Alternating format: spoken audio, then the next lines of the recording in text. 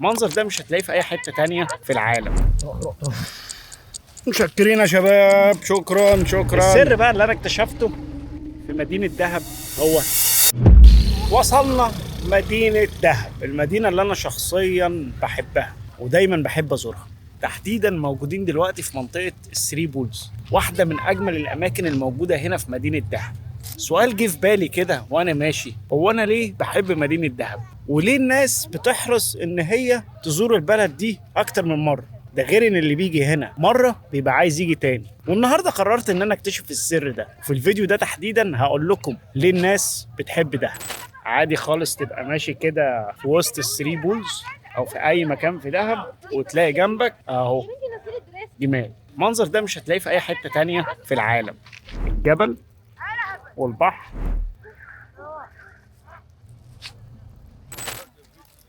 هنجرب حاجه جديده دلوقتي، تنقلنا جمل نظيف. احلى جمل. يلا بينا. بما اننا بقى في الثري بولز، في حاجه هنجربها لاول مره وهي ركوب الجمال. الجمل بقى اللي هنركبه دلوقتي ده انا والاستاذه لولي هياخدنا لحد نهايه الثري بولز كده ونيجي. هركب. بسم الله، توكلنا على الله.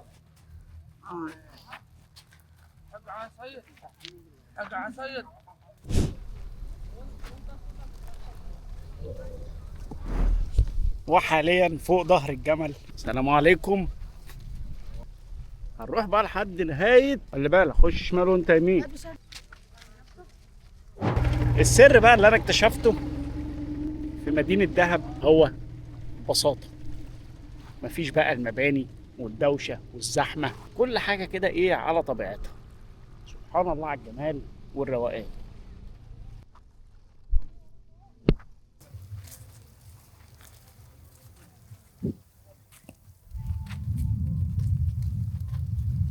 احنا كده دخلنا محمية نب، خلصنا كده بسرعة.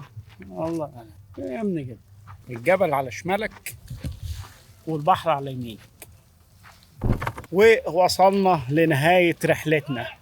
تجربة جديدة، مغامرة جديدة. أنا ولولو انبسطت. يا لولو إيه رأيك في الجمل؟ حلو. اعملي باي للكاميرا. واحدة واحدة واحدة واحدة واحدة يا حبايبي، ما تقعدش يا جمل، استنى.